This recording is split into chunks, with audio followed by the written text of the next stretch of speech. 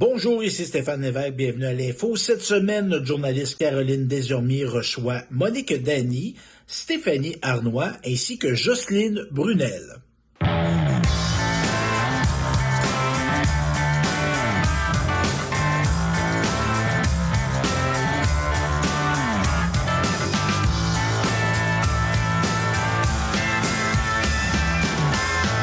Bonjour, mon nom est Caroline Desormiers et aujourd'hui, j'ai la chance de m'entretenir en personne avec Madame Dany. Bonjour, Madame Dany. Bonjour, Caroline. Je vous dis en personne parce qu'on a la chance d'avoir autour de nous vos œuvres, bien, quelques-unes de vos collections. Oui, oui. Et puis, qui est l'exposition Affaires de famille. Oui. Et donc, oui.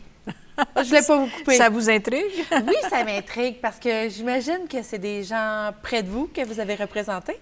D'une certaine façon, oui, mais oui, on peut dire ça, mais je te dirais que l'élément déclencheur, c'est autre chose. Ah oui? Oui, moi, j'habite Nicolet depuis 10 ans. Oui. Que j'ai choisi par attachement spontané. Et pourquoi? Parce que j'ai senti à ce moment-là quelque chose qui résonnait avec... Il y a un mot qui a monté, résonnait. Ah oui? Qui résonnait, c'était le mot « famille ».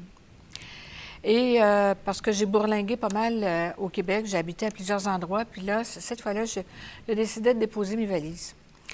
Et lorsque j'ai vu passer sur Internet une invitation aux artistes locaux de soumettre des candidatures dans le cadre du 350e, je me suis sentie interpellée tout de suite parce que le mot « famille » a doublement pris de l'importance. D'une part, parce que Nicolet me rappelait cette sensation que j'ai eue en arrivant ici, de me sentir en famille, mais aussi parce que j'étais en train de me concentrer sur la création d'œuvres représentant les membres de ma famille.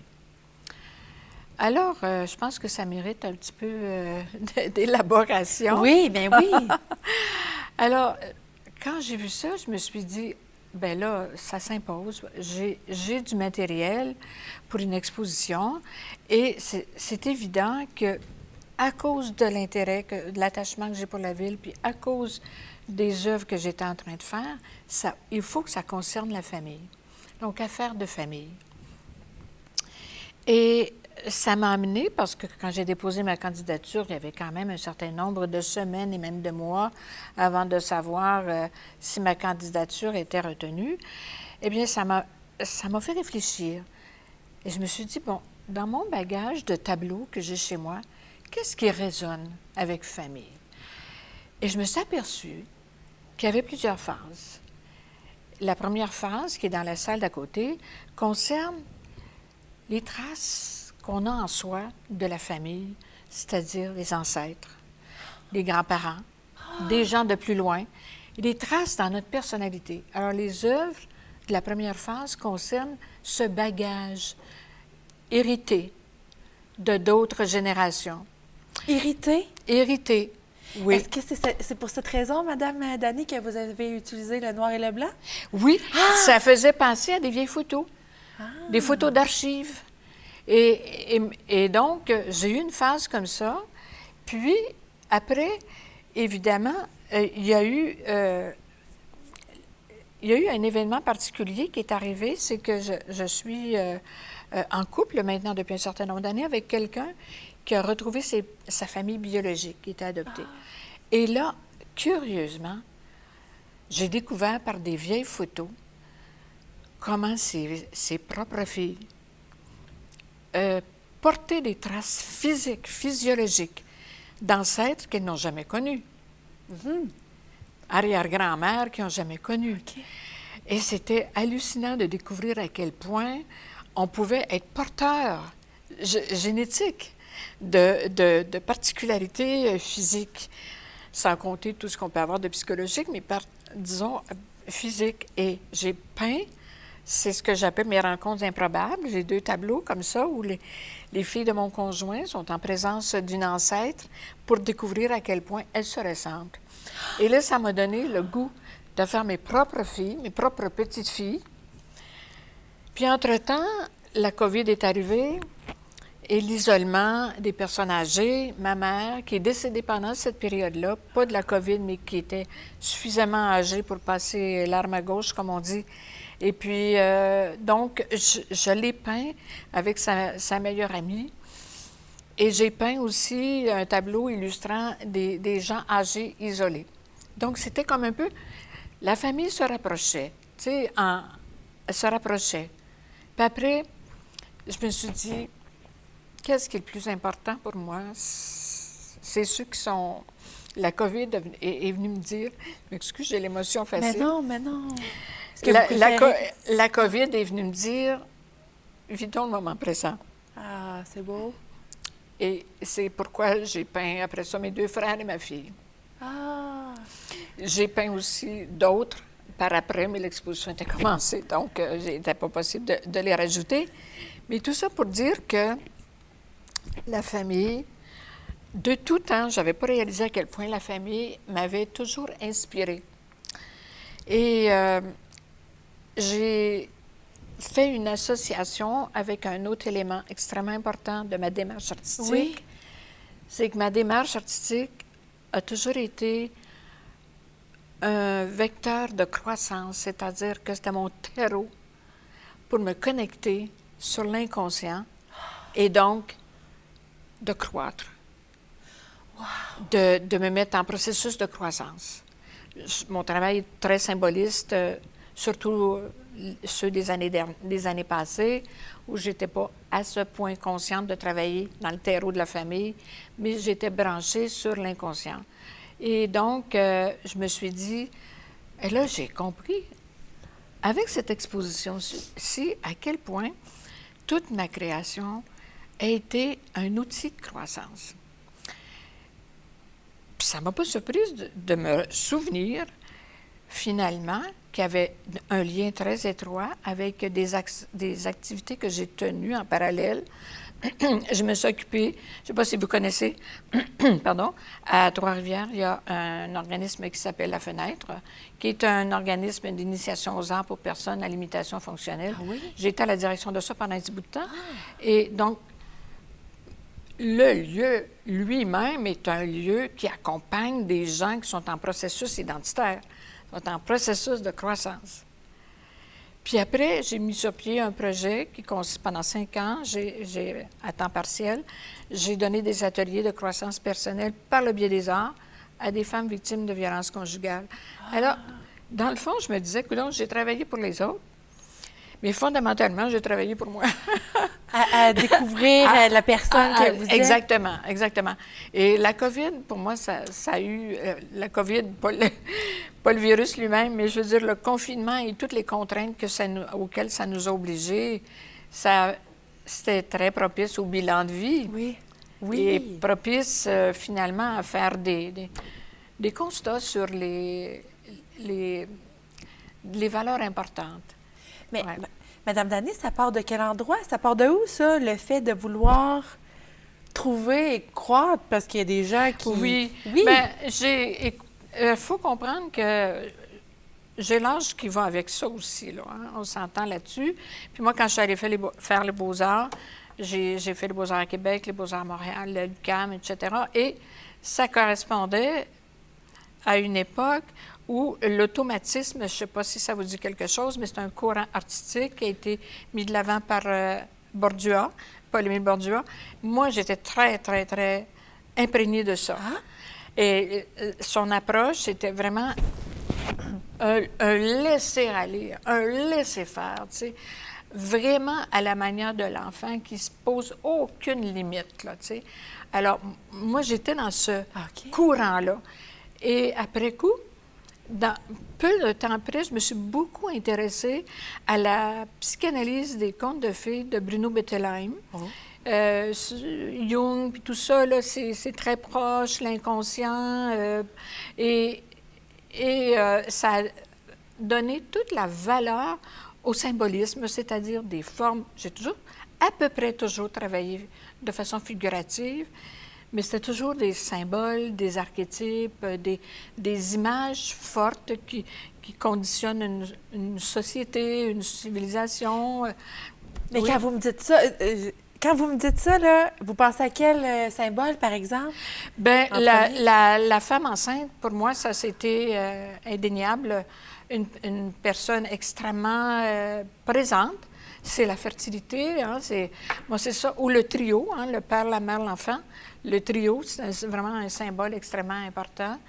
Alors, donc ça, c'en est des exemples qui m'ont suivi. Quand on va voir mon site qui est à jour dans toutes mes œuvres, on voit à quel point la présence de la femme, elle est Oui. est très évidente, là. Oui, c'est ça. Mais là, vous m'avez dit, vous êtes de l'Outaouais. De l'Outaouais, c'est Oui, exact? oui, oui. Et puis quand Monique Dany est toute jeune, est-ce qu'elle elle sait qu'elle a la fibre artistique? C'est chouette comme question.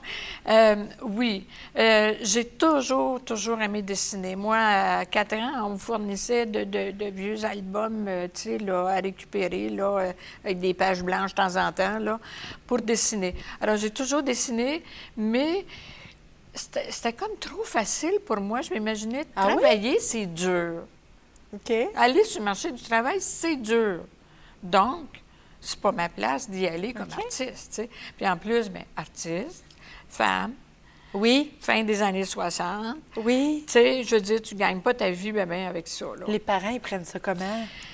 Bien, je suis une femme. Il faut comprendre Oui. aussi qu'à l'époque, une femme a bien des chances de se faire vivre par un homme dans ma génération. Fait que c'était comme correct, tu sais.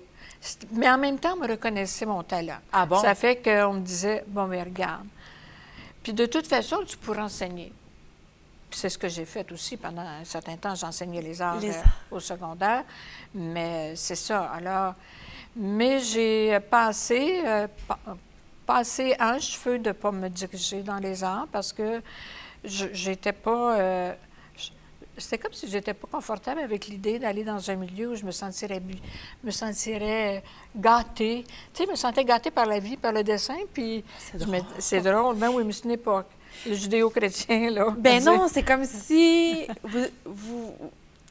vous refusiez, pas de refuser, mais c'est comme si, oh non, ça peut pas être pour moi, là. C'est un peu ça. Oui. C'est un peu ça. Puis, je veux dire, voilà, finalement, j'ai commencé, j'ai décidé d'aller à l'École des beaux-arts de Québec, qui est un milieu francophone. Ça, c'était comme, OK, ça fait tellement longtemps que je me débat avec l'anglais, là.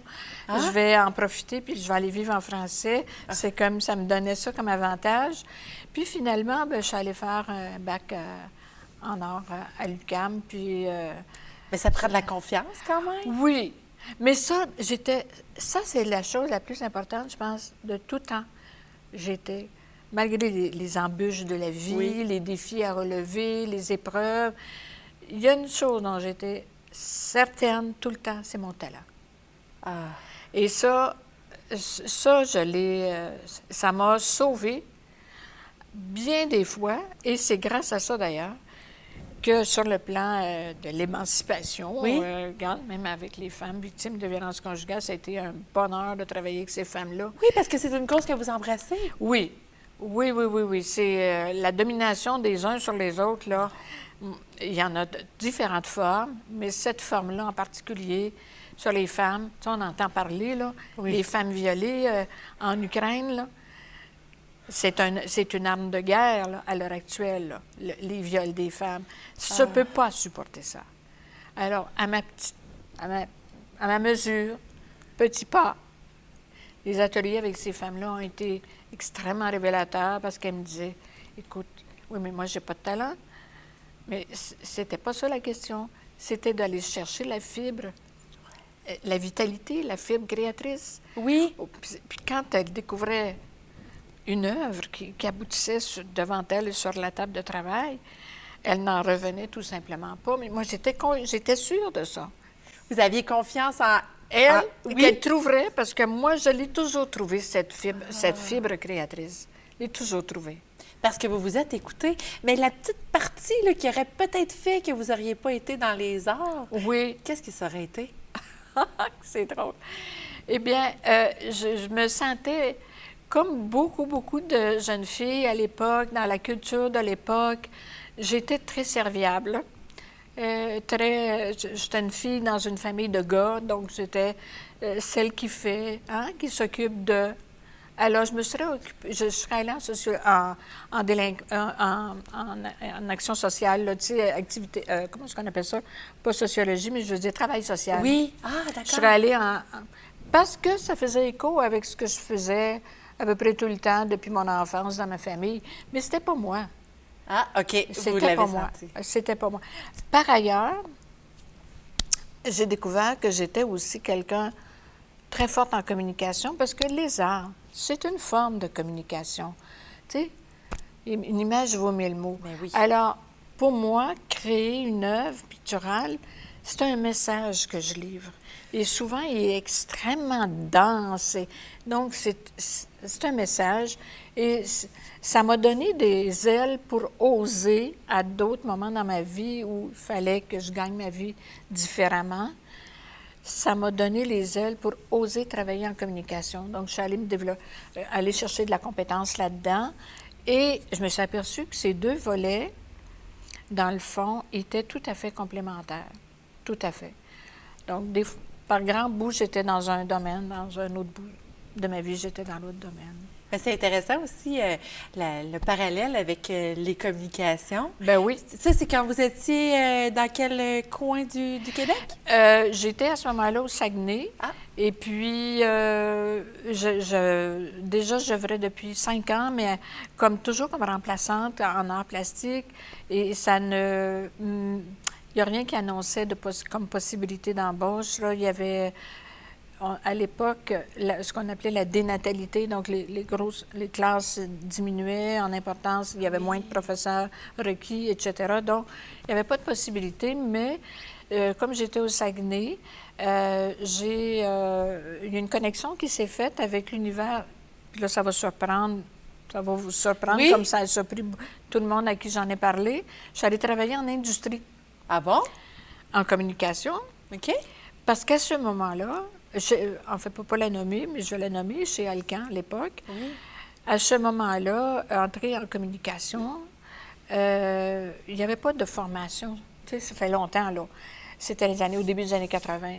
Donc, il n'y avait pas de formation spécifique pour ça. Les gens qui arrivaient, ils étaient soit une formation en journalisme, en lettres, en enseignement. Tu sais, il y avait plusieurs portes d'entrée. Oui. Mais moi, j'avais l'enseignement. Et j'avais, en plus, les arts. Puis c'était dans le domaine des communications, donc il y avait certaines connexions avec le milieu des arts, des productions, tu sais, des imprimés, etc. Oui. Bon. Alors, c'est comme ça que pendant un bon moment, mais j'avais jamais perdu, j'avais toujours un tableau sur mon chevalet à la maison. Je prenais beaucoup de temps à le faire, mais je voulais garder le contact, au moins visuel, avec un tableau en chantier. OK. Puis quand, au tournant des années 2000, là, ça a fait... Il y a un déclic qui s'est fait qui m'a dit, bon, ben regarde, écoute-toi donc, là. C'est ça. C'est ça, plutôt que d'écouter ce que les autres veulent que vous fassiez. C'est ça, exactement. Mais à ce moment-là, vous me dites le tableau qui demeure toujours là, prêt à être travaillé. C'est avec quelle matière à ce moment-là vous travaillez? J'étais à langue de Chine. Je m'intéressais beaucoup. J'ai beaucoup dessiné. D'ailleurs, les œuvres qui sont en noir et blanc, c'est entre autres de langue de Chine avec d'autres techniques utilisées, là. Mais c'était de langue de Chine. Puis quand je suis revenue, à ma grande surprise, c'est drôle, hein? J'ai installé un tableau qui mesurait 1 mètre de large par 2 mètres de haut, à peu près. Ben, je dirais que c'est la grandeur d'une porte parce que je traverse une porte comme dans Alice au Pays des Merveilles. J'ai mis ça sur le mur et je suis partie. Avec une grande gestuelle, un pinceau de 4 pouces de large. Et puis, il y a quelque chose d'extraordinaire qui est sorti. Ça faisait 20 ans que j'avais pas peint. Oui. C'est pour ça que je disais tout à l'heure, tu sais, j'avais confiance. J'ai jamais perdu confiance que j'avais la pulsion créatrice. Et puis, elle est revenue. À ma grande surprise, parce que je me disais, ça fait tellement longtemps, mais elle est revenue. C'est revenu. Mais là, dans une période où elle était peut-être plus enfouie. Oui. Mais c'est ça, elle dort, là. Elle n'est pas partie, elle fait que dormir. C'est ça. Puis ça allait, à chaque fois, ça allait avec un besoin personnel. C'est pour ça que je dis que ma création a été un accompagnateur, une accompagnatrice d'épanouissement personnel, parce que elle revenait à l'avant-plan quand c'était le temps de poser des jalons nouveaux, tu sais, de croissance. C'est comme une thérapie à l'intérieur de Tout à vous. fait. Non, tout à fait. Oui, j'ai souvent utilisé cette expression-là. Oui, on parle d'art-thérapie. Je me la suis servie à moi-même, tu sais. Oui, Ça. puis il y a plusieurs expositions. On a ici l'affaire de famille. Et puis d'ailleurs, par rapport à... Vous avez fait le lien avec la pandémie, Ouais. le confinement. Puis c'est drôle de voir que sur vos toiles, les gens sont ensemble. Hein? C'est Oui. comme si c'était un manque à gagner. Bien, tout à fait, parce que moi, là, regarde, c'est bien beau Zoom, là, hein, puis Messenger. Je peux te dire une chose que ma fille et puis mes frères, je trouvais ça assez ordinaire d'imaginer, même ma mère qui était... j'avais organisé une façon de pouvoir communiquer avec elle à 98 ans, tu sais, communiquer avec elle avec une tablette, là. Oh là là, c'était urgent de se retrouver en face. Et donc, je me suis dit, mes tableaux, c'était un peu comme si je les avais avec moi. Comme ma fille, quand on la regarde, c'est celle-là du milieu, là, avec les lunettes rouges, là, quand on la regarde, on a l'impression qu'elle est sur son écran, puis qu'elle me sourit. Tu sais, qu'on est en train de zoomer, là, tu sais, on est en train de se parler, mais en réalité, c'est pas ça, là. Mais je me sens entourée de mon monde, tellement ça me manquait. Ouais, C'est beau! ouais. C'est beau, puis là, vous partagez tout ça avec Oui, les puis ils sont visiteurs. venus, bien sûr, hein, ils sont venus voir mes petites filles qui sont là, Léonie, Mélodie, sont venus voir comment je les avais représentées et tout. Alors, tu sais, c'est une affaire de famille ici. Bien, c'est beau tout le parcours que ça a pris. Puis là, j'ai lu, Madame Dany, que depuis 2021, vous me corrigerez si je me trompe, là, il y a aussi votre expression par l'écriture qui... Tout à fait, oui. Oui. Ben, écoute, ça a commencé d'une manière... J'ai toujours écrit, premièrement. J'ai travaillé en communication. Par la force des choses, j'ai écrit beaucoup de documents plutôt corporatifs, donc c'était pas personnel, c'était pas émotif, c'était pas du tout dans cet ordre-là. Donc, j'avais la plume facile, ça, c'est sûr. Puis, la pandémie a fait en sorte... Il y avait la pandémie de un, puis il y a ma mère qui était mourante. Alors, le momentum était bon pour faire un bilan. J'ai commencé à faire un bilan de vie. Pourquoi? Écoute, j'ai écouté une émission extrêmement intéressante, c'était au début de la pandémie, de Jeannette Bertrand, qui s'adressait aux aînés. Ah oui? Puis qui disait, écoutez, là, pas parce qu'on a 90 ans qu'on est un vieux toaster qu'on met sur le bord du chemin pour le ramassage.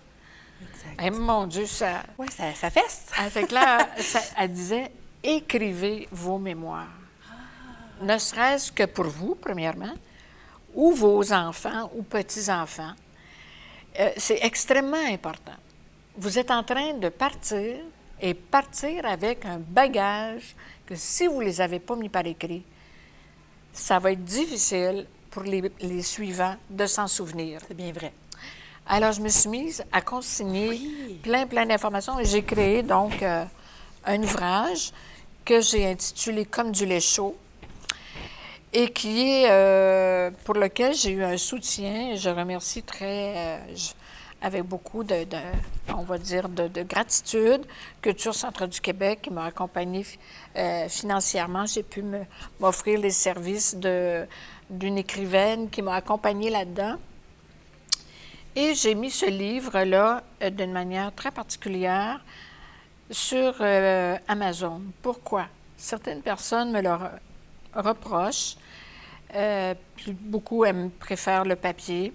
Mais moi, mon ouvrage, je l'ai assorti d'environ une 50aine de tableaux. Mais oui! C'est-à-dire que tu lis un passage qui fait référence à une période qui est illustrée dans tel tableau. Et j'ai travaillé ça avec un programmeur pour avoir la connexion avec le tableau. Tu cliques, tu vas voir le tableau, tu reviens à ta lecture. Et ça, bien, évidemment, en papier, Version papier, oublie ça.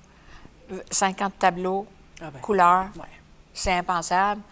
Je suis pas connue, j'ai pas j'ai pas la richesse pour procéder de cette manière-là, mais en même temps, j'étais très fière de mon travail, puis comme j'avais été bien soutenue par une écrivaine qui était très encourageante, c'était la seule façon de faire. Donc, en 2021, j'ai mis sur Amazon ce livre-là, qui est accessible à un prix dérisoire, mais pour moi, c'était aller jusqu'au bout de mes mémoires, des rendre publics. Ouais, Oui, parce que ça a été fait en plusieurs éditions, que je comprends. Pas plusieurs éditions, non, je l'ai faite OK, d'accord, parfait. Une auto-édition numérique. Ah oui. Auto-édition numérique puis que j'ai rendue disponible par Amazon. Donc, si quelqu'un voudrait en savoir plus... On va voir mon nom ou le titre, puis peut l'acquérir comme ça. Parce que c'est votre récit, c'est votre vie. C'est mon histoire de vie. C'est mon histoire de vie, effectivement, qui est ma quête identitaire, qui a passé par les tableaux, puis par toutes sortes d'exercices de croissance personnelle. Vous aviez le besoin d'exprimer votre vie? Oui,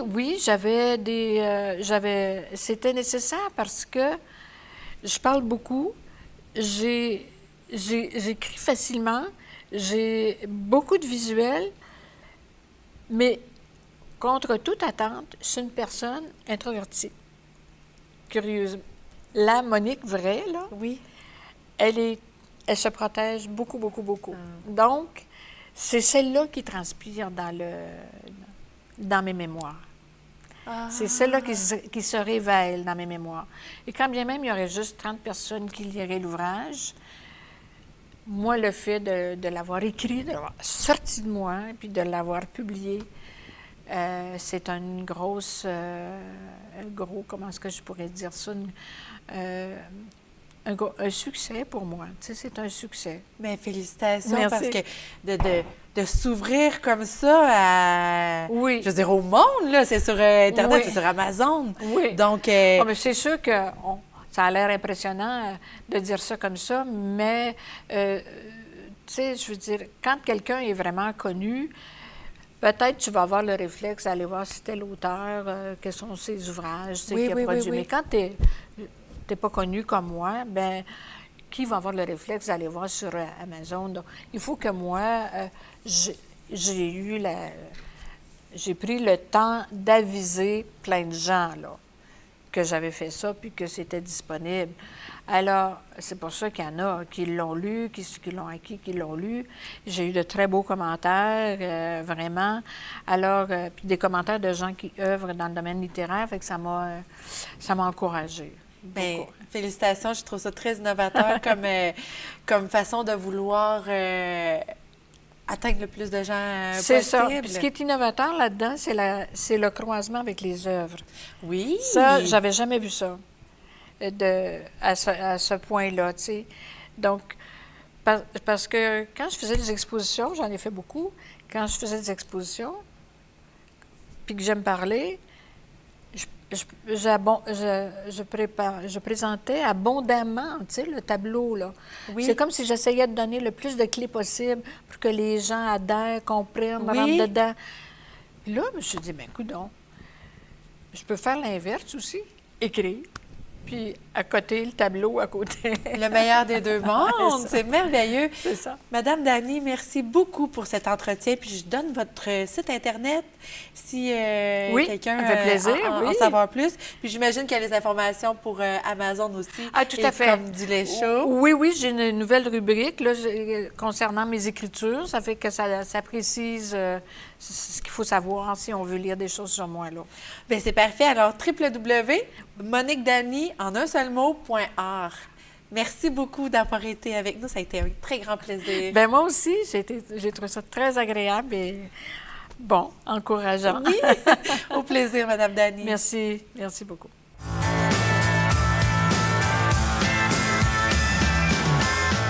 Bonjour, ici Caroline Desormiers. Je suis en compagnie de Stéphanie Arnois. Bonjour, Stéphanie. Bonjour.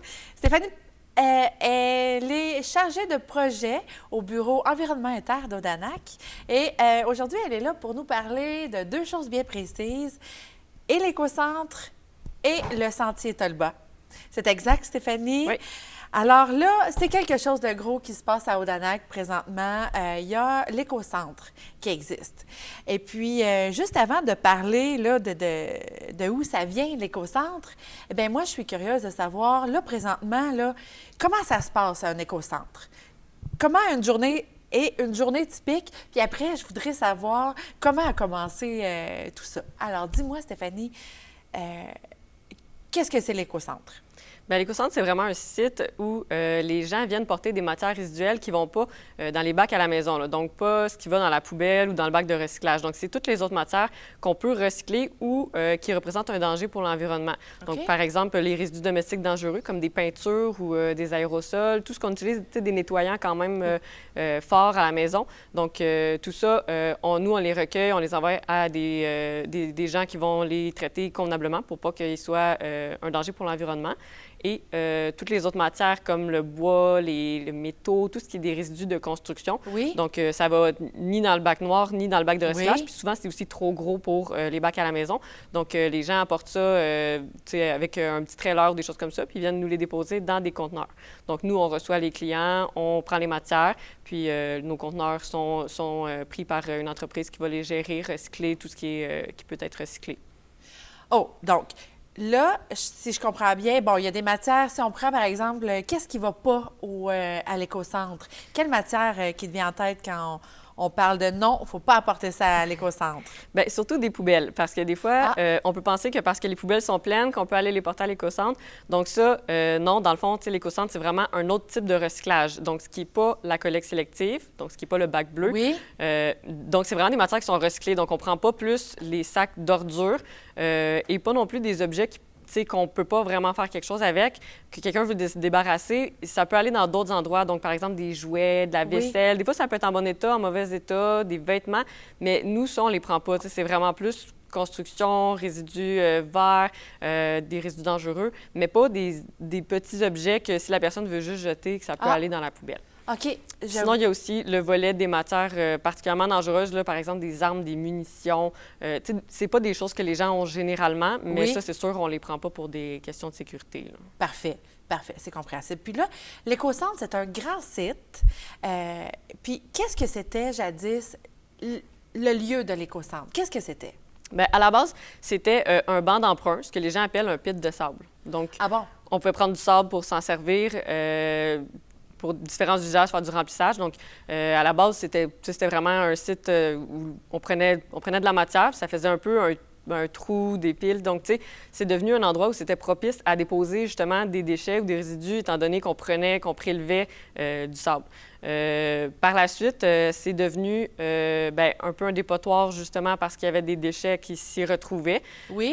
Mais vers les années 2010-2012, c'est devenu un site de dépôt. Donc, c'était comme un mini écocentre. OK. Mais c'était moins... c'était pas aménagé comme là, avec une belle rampe de déchargement. C'était plutôt quelques conteneurs avec... il y avait quand même les résidus domestiques dangereux qui étaient aussi recueillis, mais c'était beaucoup moins élaboré. Parce qu'avant, est-ce que c'est vrai de dire que avant la période où c'était affiché écocentre, là où c'était plus un pit de sable, ça, c'était réservé à la population d'Odanak et les gens allaient librement déposer leurs choses. Une fois que c'est devenu comme un dépotoir, là, tout le monde allait là sans vraiment de conséquences, où les gens l'oubliaient simplement. C'est ça je pense que oui, ça peut être un peu vu comme un peu... Il manquait peut-être justement un service à proximité pour certaines matières. Des fois, les gens ne savent pas où déposer, puis ça se ramasse tout au même endroit, là. Puis à partir de ce moment-là, que le conseil de bande s'est rendu compte que il y aurait peut-être quelque chose à faire parce que ça devenait comme un besoin. Les gens cherchaient un endroit pour déposer leurs choses. Mm-hmm. Et puis là, j'imagine que c'est avec cette idée-là que tout ça a grandi. Mais là, qui peut se servir du dépotoir? Bien, du dépotoir, je ne veux pas l'appeler le dépotoir, de l'éco-centre. Qui peut s'en servir? Qui sont les usagers? Bien, actuellement, c'est sûr, au Danac en premier, là, les membres peuvent venir sans limite. Ensuite, il y a des ententes avec 3 municipalités. Donc, Pierreville, Saint-François-du-Lac et Saint-Elphège. Donc, les résidents de ces 3 municipalités-là peuvent venir porter une boîte de pick-up ou un trailer par semaine de matière qui est acceptée. Ah, il y a des limites? Pour les municipalités, oui, dans l'entente, on a une limite d'environ, c'est ça, une boîte de pick-up ou un trailer par semaine. Ah, quand même. C'est beaucoup d'effets quand même pour que chaque résident peut apporter une fois par semaine l'équivalent d'un pick-up. Oui, puis c'est ça, quand je dis résident, c'est que c'est vraiment pour les citoyens, c'est pas pour les entreprises. Ah, ben oui, c'est un autre volet aussi, parce qu'il y a sûrement des entreprises qui ont voulu vous solliciter pour leur matière. Oui, mais c'est juste que, tu sais, l'éco-centre, c'est ça, c'est vraiment pour les citoyens. Les entreprises, des fois, vont avoir des volumes trop importants pour qu'on puisse les gérer, puis ça serait les citoyens pour arriver que ça soit plein parce que les entreprises. Puis au niveau des coûts aussi, tu sais, c'est une autre gestion, là. OK. Donc, eux, les entreprises ont leur propre façon de recycler. Mais, par exemple, quelqu'un qui arrive avec un matelas. Quelqu'un arrive, ah ben moi, j'ai plus besoin de mon matelas. Il vous l'apporte, vous le prenez. Bon, si c'est une personne qui réside en dehors d'Odanak, est-ce qu'elle a des coûts? Est-ce qu'elle doit payer le service? Non, dans le fond, les coûts de l'éco-centre sont vraiment inclus dans les taxes municipales des 3 municipalités avec lesquelles on a une entente. Donc, les citoyens qui viennent porter leur matière n'ont rien à défrayer, simplement de respecter la limite, justement, d'une fois par semaine. Mais à part de ça, aucun coût sur place. Mais c'est quoi la réaction des municipalités environnantes sur cette offre-là Parce que sinon, c'était quoi l'autre option pour les gens de Saint-François-du-Lac, par exemple? Qu'est-ce qu'ils devaient faire avec leurs résidus s'ils ne pouvaient pas l'apporter? Bien, il y avait probablement des éco-centres dans le reste de la MRC, mais comme c'est très au bout de la MRC, bien, c'est pas nécessairement proche quand il y a des éco-centres. Des fois, peut-être probablement à Bécancour, mais ça faisait quand même, vu que c'est pas proche, bien, des fois, les gens trouvent que c'est pas assez proche pour qu'ils aillent les porter. Donc, probablement qu'ils devaient mettre plus de choses à la poubelle ou justement, des fois, ça devait être plus difficile. T'sais, même s'il y avait un autre endroit puis qu'il faisait la route, bien là, c'est vraiment proche. Donc, c'est vraiment un service de proximité, ce qui permet vraiment aux municipalités de venir en quelques minutes. Là. C'est quoi la réaction par rapport à ce service-là? C'est quoi la réaction des gens?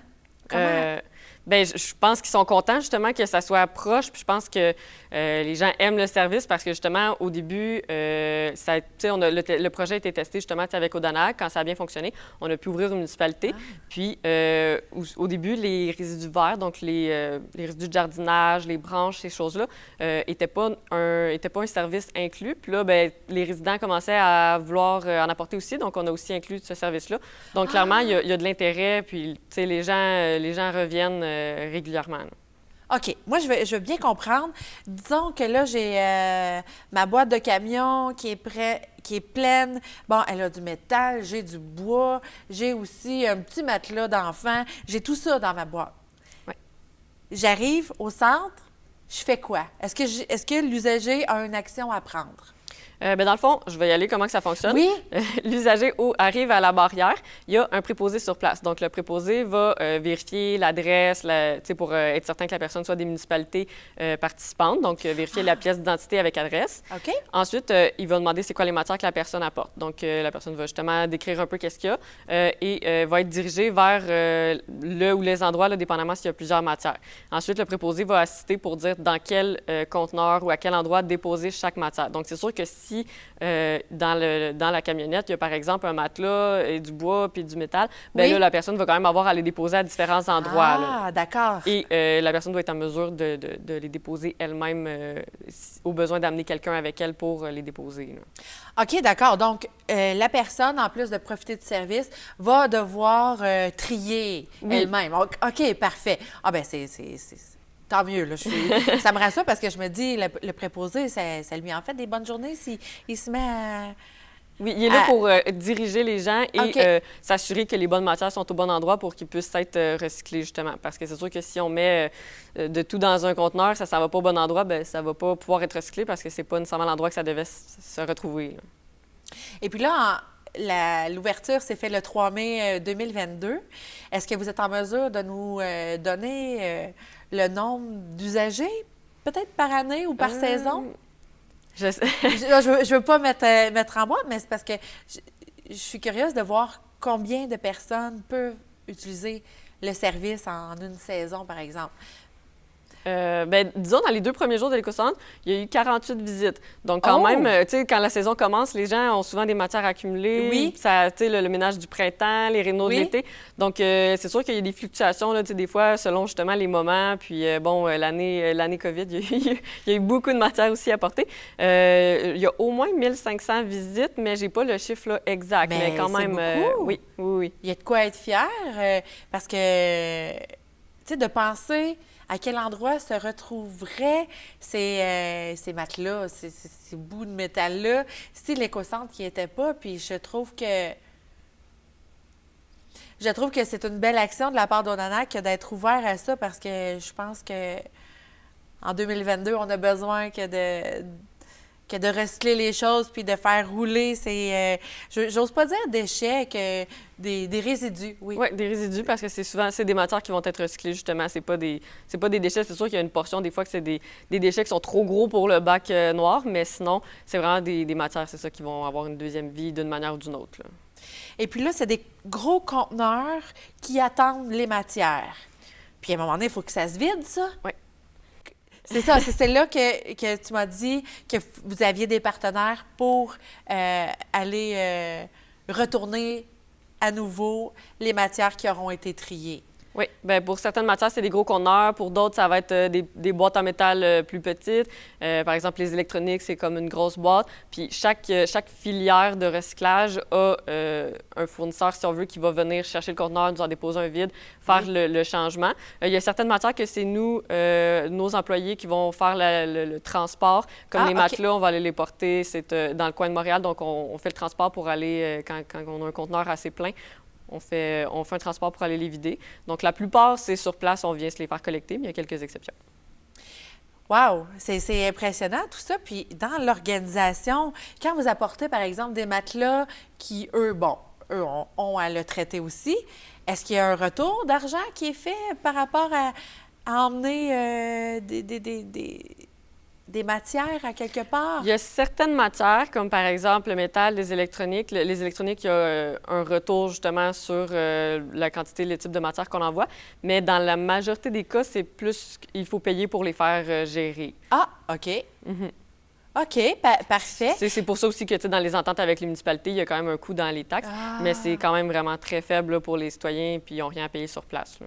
À comparer aux services qu'ils ont. Oui. Parce que je suis certaine qu'il y a plusieurs personnes qui ne pensent pas quel chemin on va prendre. Une fois, eux autres qui arrivent à l'éco-centre, là, ils n'ont aucune idée tout le travail qui est fait là, après. En tout cas, c'est vraiment impressionnant.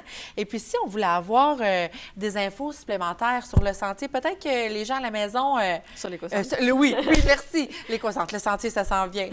Sur l'éco-centre, de quelle façon est-ce qu'on peut prendre l'information ou les journées d'ouverture? Oui, vous avez un premièrement, c'est ça. Tous les citoyens devraient avoir reçu cette année un petit dépliant. Autant, il y a une version pour les membres d'Odanak et une version pour les municipalités. Donc, à l'intérieur, il y a vraiment un peu tout ce qu'on s'est parlé. Là. Il y a comment ça fonctionne. Donc, les gens peuvent revoir la procédure. Il y a aussi les petits règlements. Il y a aussi une page avec toutes les matières qui sont acceptées avec des exemples, les matières refusées également. Et à l'arrière, on a l'adresse, un courriel, le numéro de téléphone et le chemin, comment s'y rendre. C'est bien. Puis, est-ce que cette version-là existe en ligne? Oui, le meilleur endroit pour consulter l'information, c'est sur le site du Conseil de bande d'Odanak. Donc, dans la section Services, il y a un onglet Éco-centre. Toute l'information est là avec l'horaire détaillé là, des heures qui sont du mardi au samedi. Donc, le mardi, mercredi et samedi, c'est de 9h à 16h30 et c'est fermé de midi à midi et demi pour le dîner. Et jeudi, vendredi, c'est ouvert de midi à 19h30, là, donc pour donner une chance le soir, là, ceux qui ne sont pas disponibles dans la journée. Encore là, il y a une fermeture là, d'une demi-heure là, pour l'heure du souper. D'accord, bien, c'est intéressant. Puis, question que ça ne porte pas à confusion, là, quand il y a une journée fériée, c'est que l'éco-centre va ouvrir la journée suivante. Comme par exemple, si habituellement ça ouvre le mardi, lorsqu'il y a une journée fériée, le lundi, l'éco-centre va plutôt ouvrir le mercredi. Oui, puis là, c'est important de comprendre que si le férié est, par exemple, un jeudi, c'est le mardi suivant qui est fermé. Donc, c'est toujours la semaine suivante. Si c'est le mardi même, le jour même, l'éco-centre va être fermé. Mais sinon, c'est le mardi suivant. Donc, la semaine suivante, ça commence une journée plus tard. Par exemple, à l'automne, les horaires changent un peu. Là, donc là, ça passerait, ça serait le mercredi qui serait fermé. C'est fermé le mardi à l'automne. Mais tous les détails pour l'heure d'automne est justement sur Internet. Là. Ah, bien, super. C'est à surveiller. Puis merci, Stéphanie, de nous avoir parlé de l'éco-centre. Mais là, tant qu'à être à Odanak pour nos résidus, pourquoi pas aller prendre une petite marche qui n'est pas très loin, vers le sentier d'Odanak, le sentier Tolba. C'est un sentier, ça aussi, qui est parti d'une idée à la base vraiment simple, parce que Stéphanie, à Odanak, il existe un territoire qu'on appelle la commune. Ça, c'est un terrain de jeu pour les gens d'Odanak, un terrain de chasse aussi. Mais là, on comprend que le sentier Tolba fait le tour de la commune. Oui. Comment ça a commencé, cette histoire de sentier Tolba? Quel était le besoin initial? Bien, à la base, ça a commencé par un projet plus en lien avec les tortues. Donc, il y a des inventaires qui ont été faits pour l'herpétofaune, donc tout ce qui est tortues, les petits reptiles, les salamandres, ce genre de choses-là. Puis finalement, il y a des inventaires qui ont été faits sur la faune, la flore, les oiseaux, tout ce qu'il y avait dans la commune. Puis ça a mis en évidence vraiment la richesse de cet endroit-là, tout ce qui se trouve. Puis par la suite, ça a donné justement, de fil en aiguille, ça a évolué vers un début de sentier. Là. Puis le début du sentier, parce qu'au tout début, il ne faisait pas la grandeur de la commune, mais là, c'est comme une continuité de la visite du musée des Abénaquis. Oui. Bien, dans le fond, vraiment par le passé, il y avait comme le sentier Coac qui existait déjà, mais qui n'était pas balisé vraiment, qui est comme un plus petit sentier, mais qui maintenant est connecté avec le sentier Tolba. Il y a eu une première portion du sentier Tolba, qui est dans les années autour de 2011-2012. Oui. Puis là, l'année dernière, c'est ça, le sentier a été prolongé. Donc là, il débute vraiment au musée des Abénaquis. Il y a un escalier qui descend sur le bord de la rivière et qui connecte avec le sentier qui était déjà existant.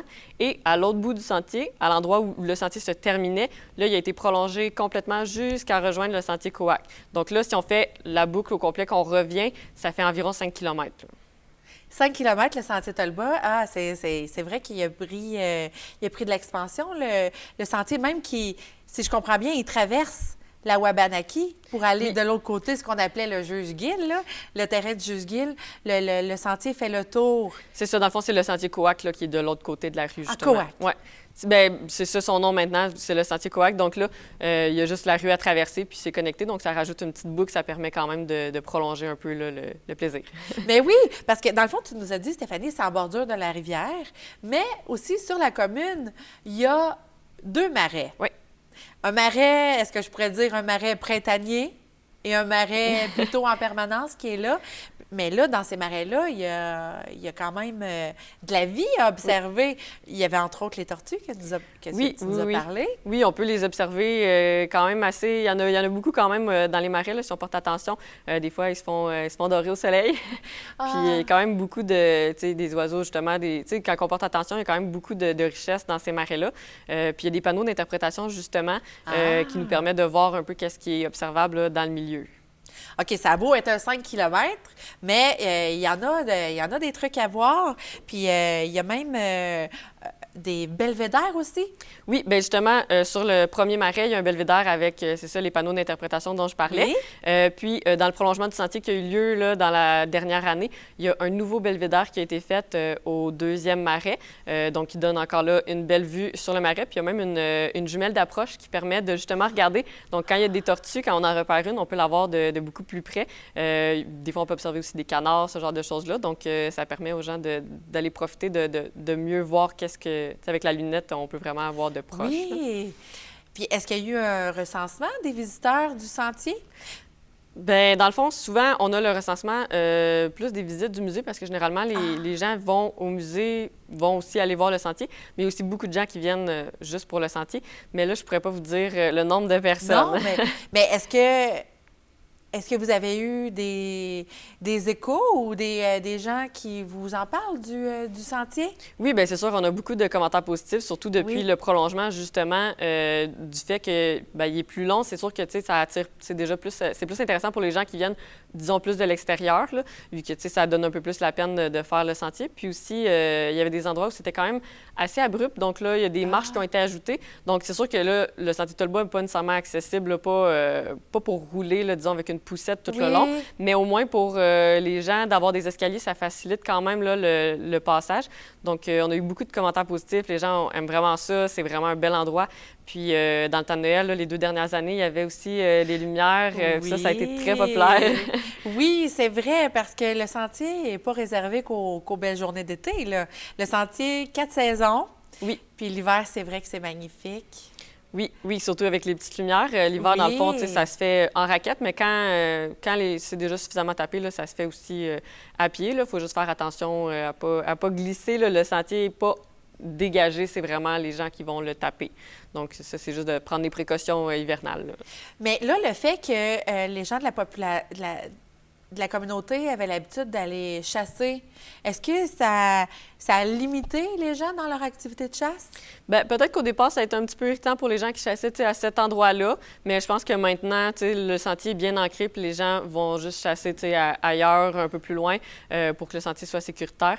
Donc, je pense que maintenant, le sentier, vraiment, il est ancré, c'est vraiment un plus pour la communauté. Donc, ça brime pas, ça n'empêche pas la chasse dans le sens que, ça va être juste que les gens vont chasser ailleurs qu'à l'endroit où le sentier passe. Là.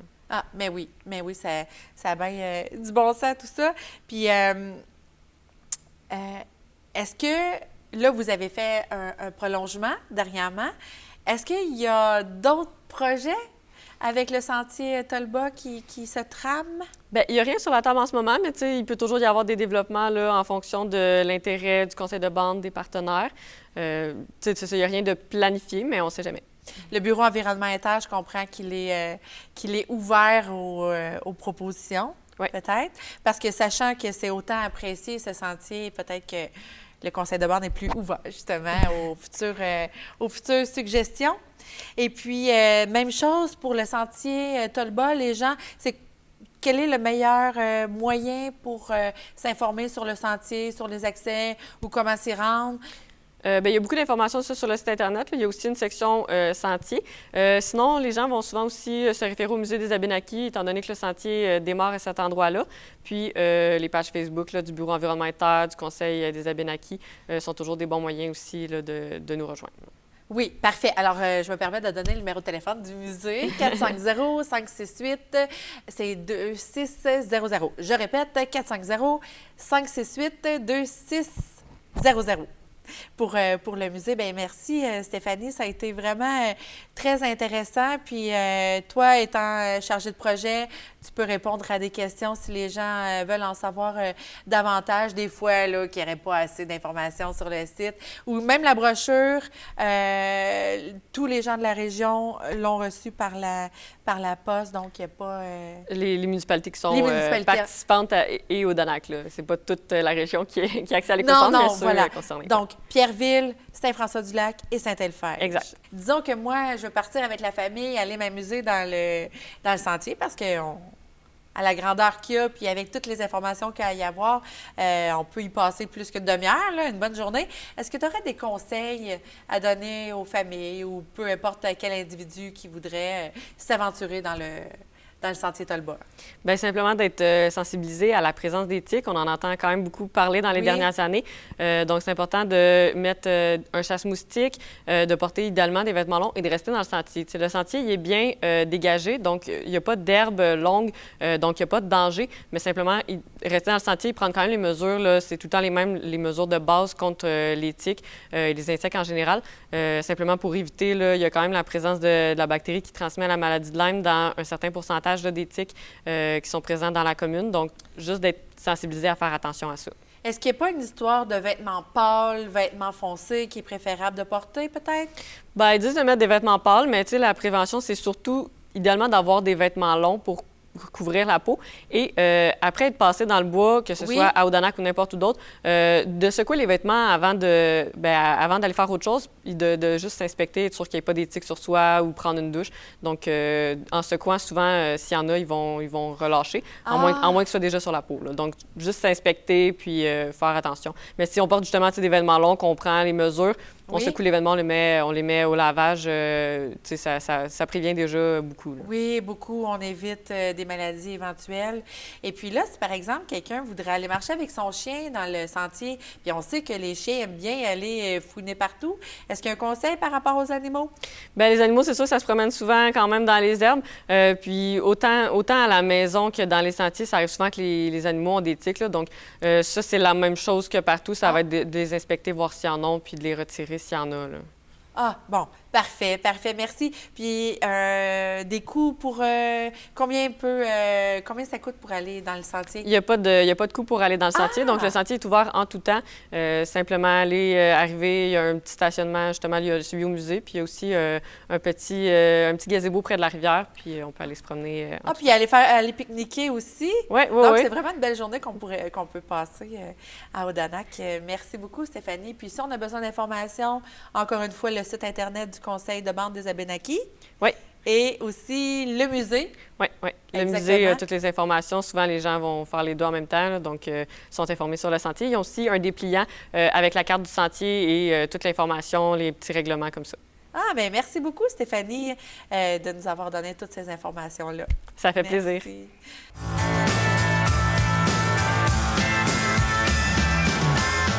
Bonjour, Caroline Desormiers. Je suis en compagnie aujourd'hui de Mme Jocelyne Brunel. Bonjour, Madame. Bonjour.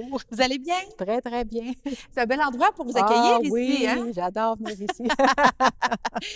Alors, vous êtes propriétaire de la ferme des Trois-Ruisseaux. Oui, avec mon conjoint Jean Letard. Ça fait longtemps que vous êtes propriétaire? On est arrivé ici en juillet 2019. C'est notre projet de retraite, d'avoir un verger, puis de... Un projet de retraite. Oui. Donc, ça veut dire que dans vos expériences de travail, est-ce que il y avait la notion de la ferme? Est-ce que... Pas du tout, parce que nous, on était en éducation. Puis nous, on habitait la rive sud de Montréal. Et à un moment donné, on a fait notre carrière en Gaspésie. On a été 12 ans en Gaspésie. Ah oui? Oui, à Gaspé. Et là, moi, on s'ennuyait de la famille, les amis. Alors, on s'est dit, vu qu'on vivait dans des grands endroits, oui, puis dans des beaux paysages, on voulait retrouver un peu. Fait qu'on s'est mis à chercher des fermettes. Puis on a eu un coup de cœur pour la ferme des Trois-Ruisseaux. C'est vrai, mais attendez, vous êtes de quelle région sinon? Vous avez grandi à quel endroit? Ah, Montréal. Ah! Montréal, mais j'ai fini en région. Et est-ce que vous connaissiez aussi la région? Pas du tout, mais mon conjoint plus, parce que lui vient de Trois-Rivières. Puis sa famille est encore ici, à Trois-Rivières.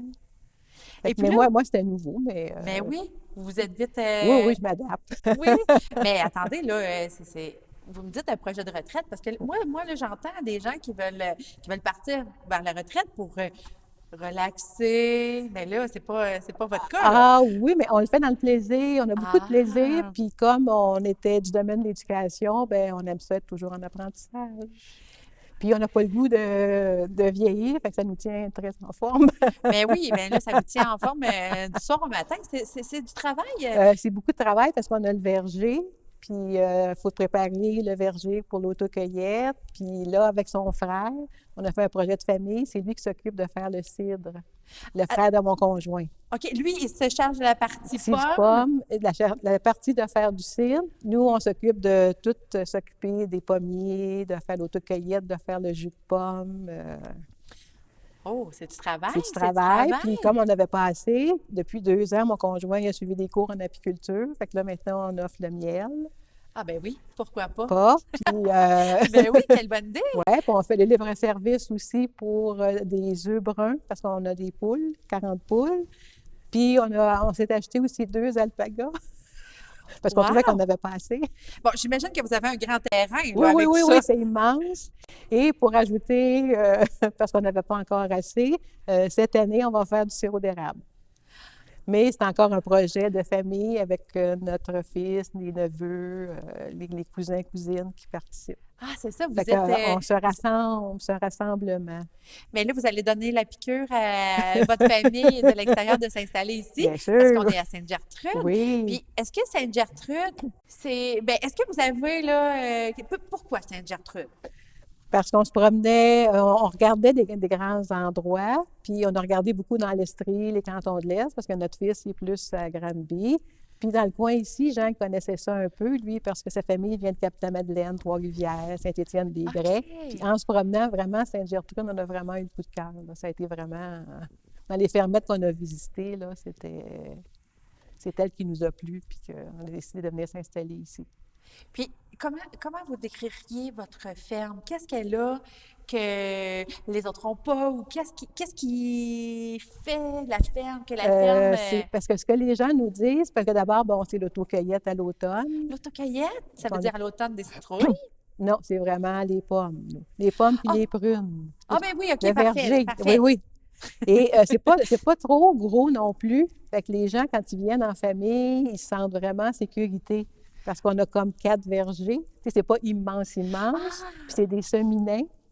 Puis on a des tables à pique-nique. Fait que les gens peuvent apporter leur laine, venir pique-niquer, faire l'autocueillette, aller voir les poules, les alpagas. On jase, on discute, on explique. Donc, ça veut dire quelqu'un, bon, par exemple, une famille, bon, on s'en va à la ferme des trois Trois-Ruisseaux. des trois ruisseaux. Parce qu'on a 3 ruisseaux. Ah, sur le terrain? Oui, c'est ça. C'est juste pour se rendre jusqu'à l'érablière, il y a 3 ruisseaux. Mais ça, les gens ont moins accès parce que c'est vraiment le verger au départ. Là. OK. Bien, ça veut dire, c'est ça, c'est la famille qui arrive un samedi matin à la ferme des Trois Ruisseaux. Là, ils en ont pour la journée. Là. Ah, s'ils veulent, oui. Oui. Puis ils viennent nous jaser. Puis mon conjoint, lui, puis il se promène beaucoup. Puis il explique comment cueillir la pomme. Puis là, on fait des dégustations aussi de produits de la pomme. On offre aussi des... Voyons, je cherche mon mot.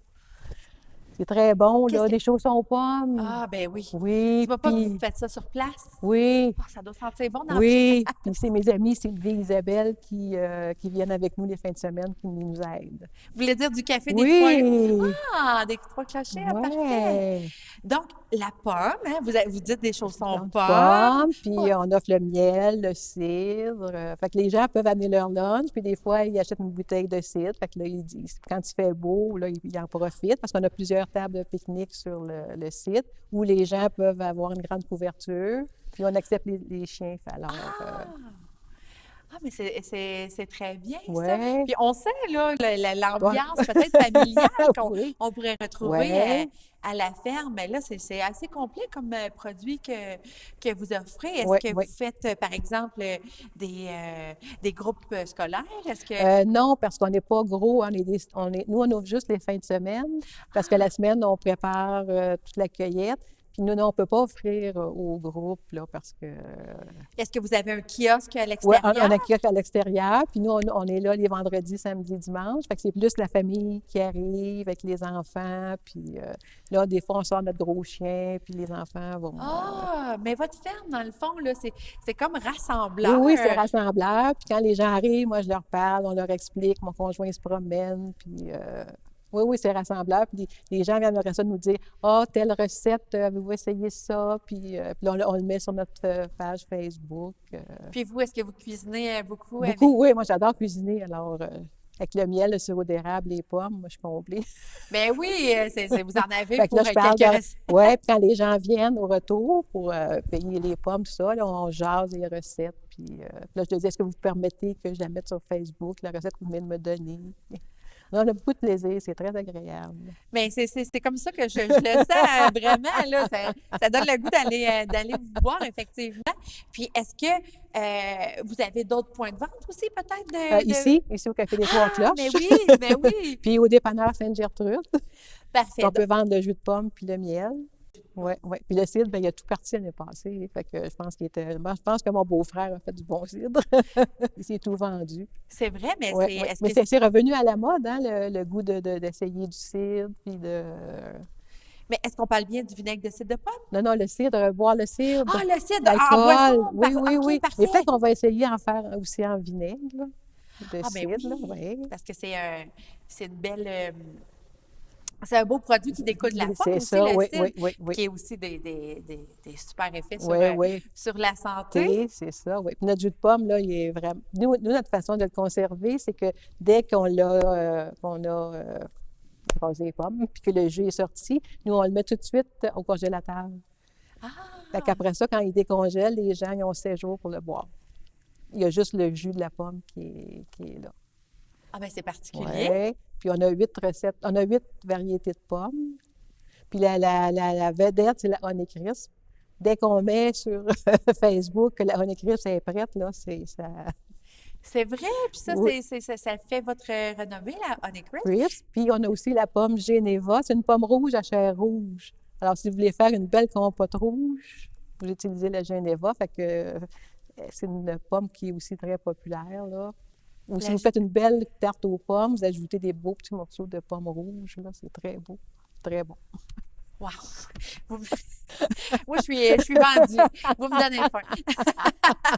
Mais c'est vraiment intéressant. Mais est-ce que avant que de prendre votre projet de retraite avec la ferme, vous aimiez aussi la cuisine? Ah oui, j'ai toujours eu une passion pour la cuisine. J'ai toujours aimé cuisiner, puis découvrir, puis de faire des recherches, puis acheter local le plus possible aussi. Là. Oui, ça, je trouve ça super aussi, important. c'est un autre aspect que je pense la fameuse pandémie a apporté. Aussi, c'est que les gens ont comme besoin de se rapprocher avec ce qui est proche de nous.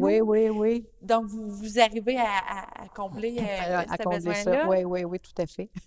Ah, bien, vous devez être content toujours de voir des nouveaux visages qui arrivent à la ferme. Oui, puis je suis contente parce que là, ça va être ma 4e année qu'on fait l'autocueillette. Puis là, je commence à reconnaître les gens, à dire « Ah, vous étiez là l'année dernière, puis là, vous revenez. » Puis, comme l'autocueillette, quel est le produit, le fruit ou le légume qui est le plus populaire dans l'autocueillette? Ah, la Honeycrisp. Il y a la Geneva aussi, qui est la belle pomme rouge, puis la Cortland aussi. Oui. La Cortland est très aimée aussi. Parce que ça se conserve longtemps, des pommes? Oui. Si vous les mettez au frigo, là, vous êtes bon mois sans problème. Ouais. Et puis, est-ce que c'est vrai qu'une pomme par jour éloigne le... C'est sûr, elle éloigne du médecin, puis éloigne la COVID. Oui. Puis on fait attention aussi pour les mesures sanitaires depuis 2 ans aussi. Là. Ouais. Mais félicitations, c'est vraiment on aime beaucoup. un beau site. Un beau site à venir visiter. Oui, puis j'allais aussi parler de votre site Internet. On pourrait peut-être donner à la maison un site. La ferme des Trois-Ruisseaux. Vous êtes... La page Facebook, la ferme des Trois-Ruisseaux. Puis là, on peut vous contacter. Puis là, vous allez voir, mon conjoint a mis ce matin comment on fait notre sirop d'érable cette année, notre nouveauté. Mais là, vous prenez vos informations où? Vous faites des formations? Oui, on fait des formations, oui. C'est pour ça qu'on aime ça, parce que durant l'hiver, c'est plus tranquille. Fait que là, Là, on est en webinaire, c'est sûr, parce que... Mais là, Jean a suivi mon conjoint des cours en apiculture. Il est allé suivre des cours pour la sériculture, le sirop d'érable, puis... Mais c'est qui donne ces cours-là? Ah, c'est des gens de la région qui sont déjà soit apiculteurs ou sériculteurs, puis qui offrent des formations... Puis les gens sont ouverts à donner leur savoir? Oui, oui, moi je trouve ça formidable. Ici, la région, les gens sont très accueillants, très ouverts. C'est comme tissé serré. Là, oui. Puis vous sentez ici que vous êtes chez vous? Oui. Oui, puis les gens nous font sentir aussi qu'ils sont contents qu'on fasse partie de leur village. Puis, c'est gentil de toujours avoir un bel accueil comme ça. Oui, très. Parce que quand on était en Gaspé aussi, c'est quand même un petit milieu serré. On recherchait ça aussi, d'être capable de s'entraider. Puis oui. C'est parce qu'on a vécu ça pendant 12 ans. Mais en Gaspésie, est-ce que l'idée vous a peut-être passé par la tête que d'ouvrir une ferme, de faire... non, ça s'est fait quand on a décidé de vouloir revenir près de la famille puis des amis. Là, on s'est dit, ça nous prendrait une petite ferme parce qu'on aimerait ça être dans la nature, être dehors, profiter, parce qu'on aime beaucoup être à l'extérieur.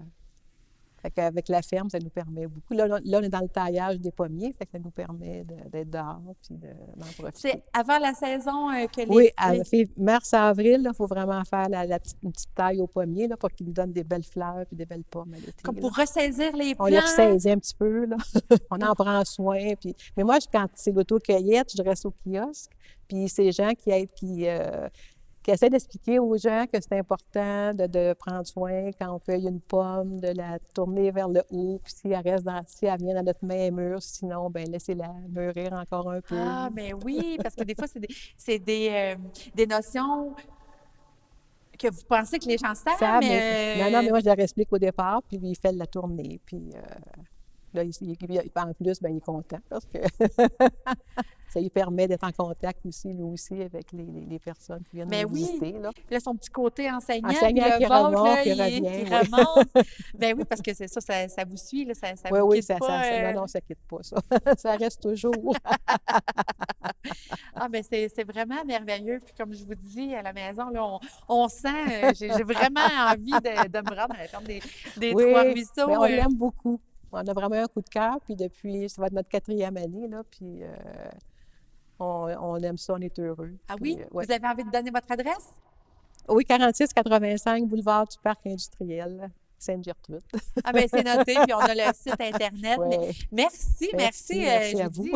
Sa bonne humeur est vraiment contagieuse. Merci beaucoup, Mme Jocelyne. Ça a été un plaisir de vous rencontrer. Merci.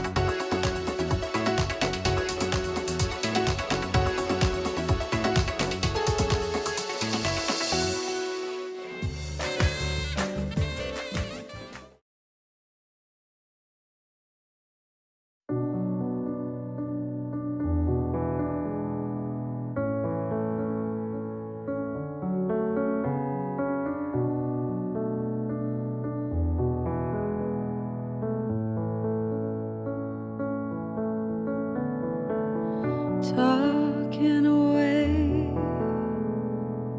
I don't know what I'm to say. I'll say it anyway. Today's another day to find you shying away.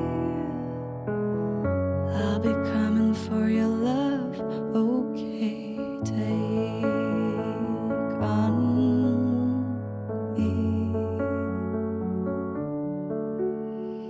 take me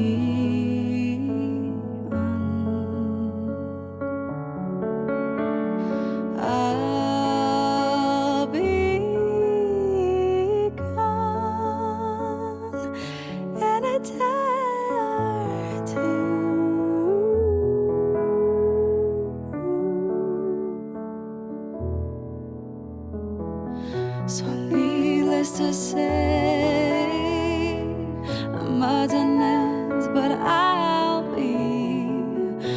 stumbling away, slowly learning that life is okay. Say after me, it's no better to be safe than sorry. Take on me, take me on. I'll be gone in a day or two.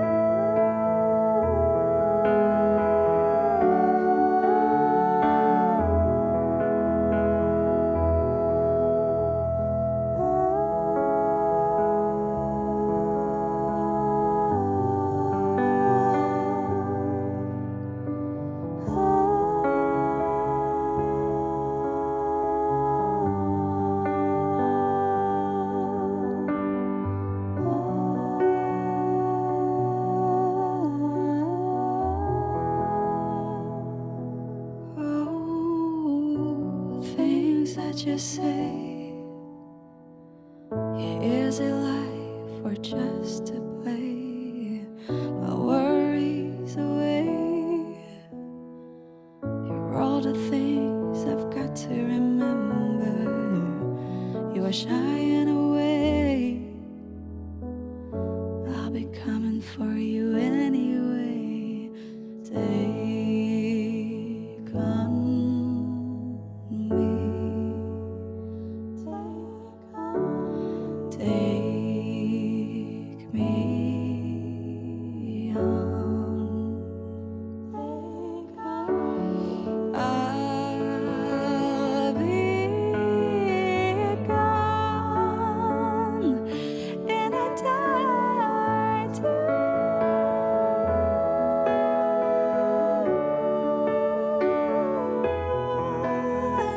Take on me. Take me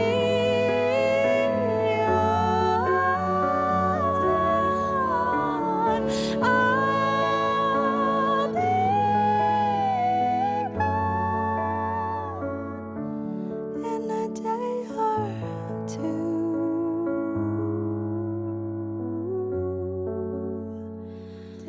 In a day or two.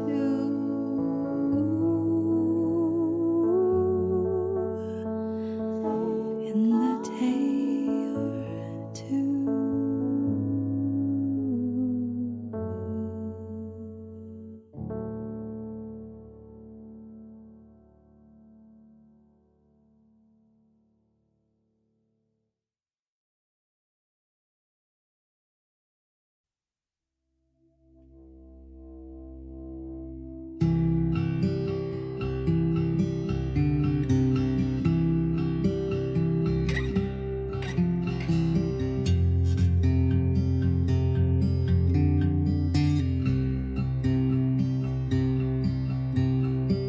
Time is running, you feel fine, but I'm one of them.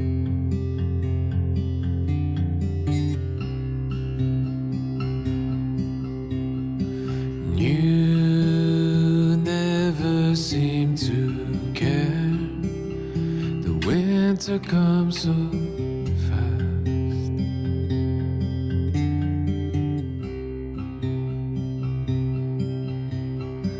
And I want the same as you.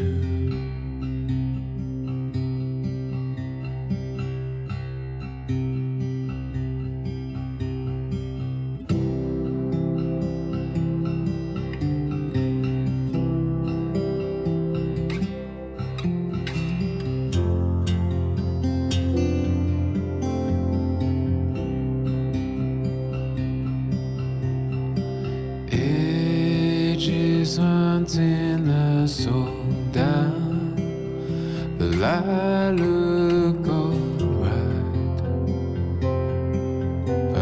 your side,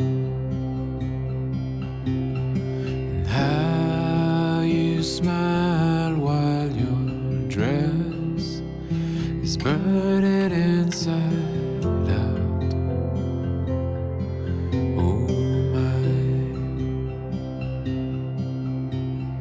and I want all of you.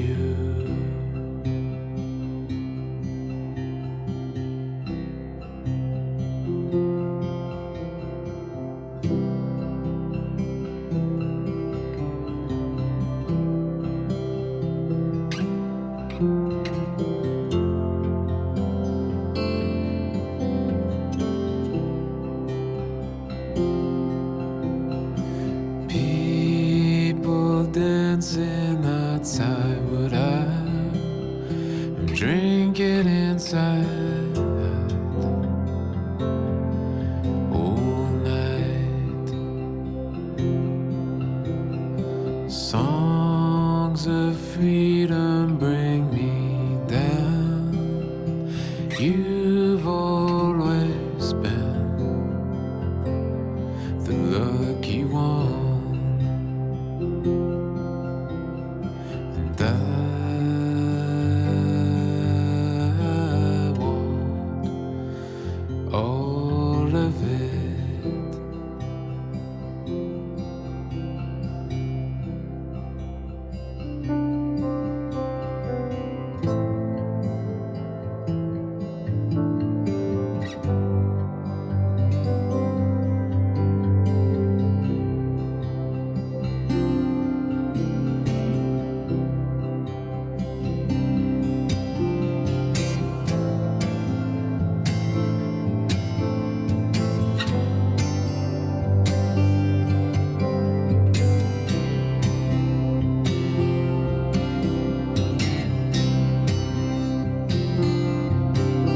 And I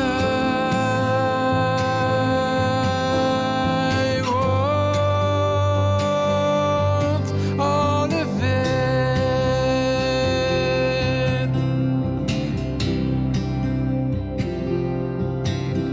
And I want all of you.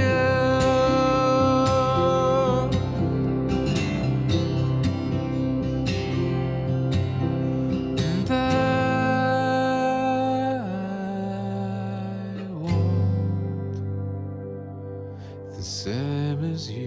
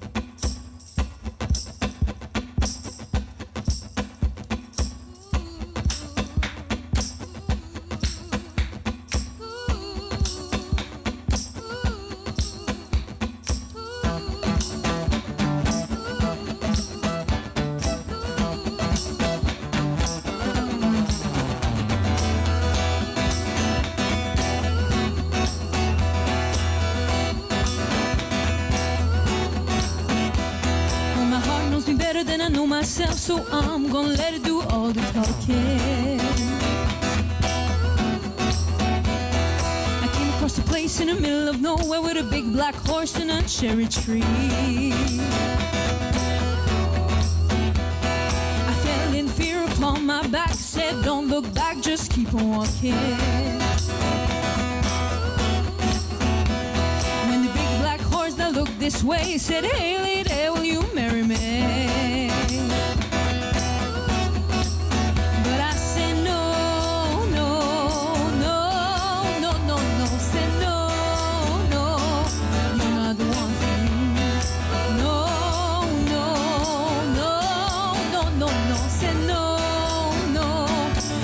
not the one for me.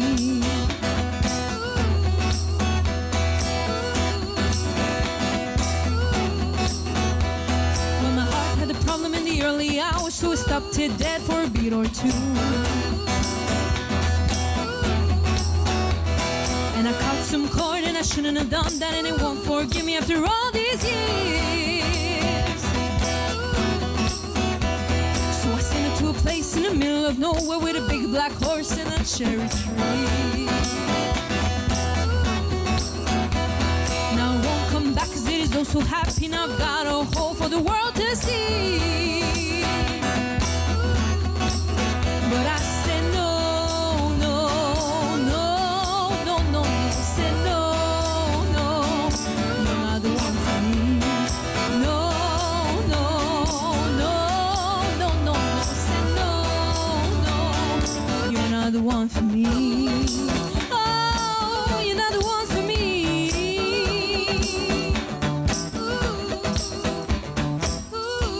Black horse and cherry tree. Didn't I get there? My heart forsaken me. Didn't I get there? My heart forsaken me. But I said no, no, no, no, no, no. Said no, no, my heart forsaken me. Black horse and cherry tree. I can't quite get there. My heart forsaken me. Yeah, yeah, yeah. Big black horse and cherry tree. I can't quite get there 'cause my heart forsaken me.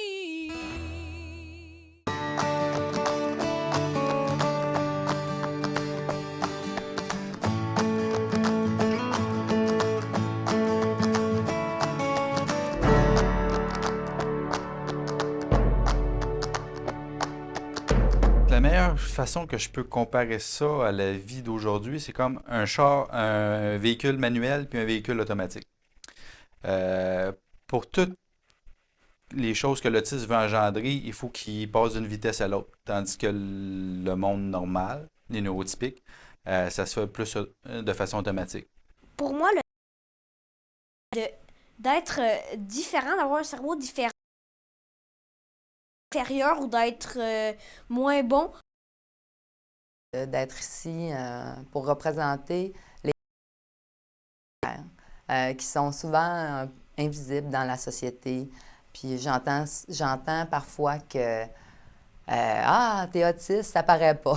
J'aurais envie de dire à ces gens-là, venez passer une journée dans mes souliers, dans les souliers de ma famille. Mon frère, il est drôle, curieux, il est pas toujours attentif, mais il est très persévérant en ce qui parle de son attention. Il fait tout pour apprendre mieux, puis ça, c'est ça que j'aime de chez lui.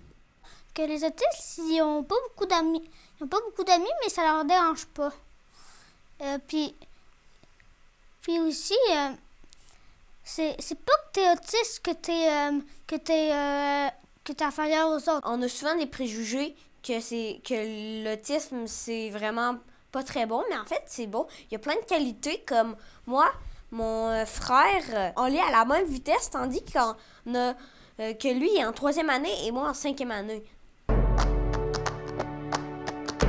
En fait, moi, dans ma vie, je gagne à dire aux gens que je suis autiste Asperger parce que ça coupe beaucoup de barrières de jugement puis ça permet une communication plus transparente. Quand j'étais plus jeune, dans le fond, l'éducation que j'ai eue m'a permis de bien me développer. Puis aujourd'hui, c'est pour ça que je suis capable d'avoir une belle famille. On est heureux, mais notre vie est différente, c'est certain. Il y a plein de femmes qui se disent « je suis un peu différente, qu'est-ce que les gens vont penser de moi ou comment ». Mais là, on est dans un monde où tout le monde est différent. Donc, cette différence, c'est en même temps cette ressemblance qu'on a. Je sais que ça peut peut-être paraître un peu paradoxal ce que je dis, mais on est tous dans la grande famille des humains. Bienvenue aux autistes dans le monde de la vie. Faites-vous entendre, faites-vous voir par vos réussites. Puis, l'appel à tous aux gens d'être juste un petit peu dans l'ouverture. parce qu'on a tous à gagner. Ensemble, faisons briller l'autisme.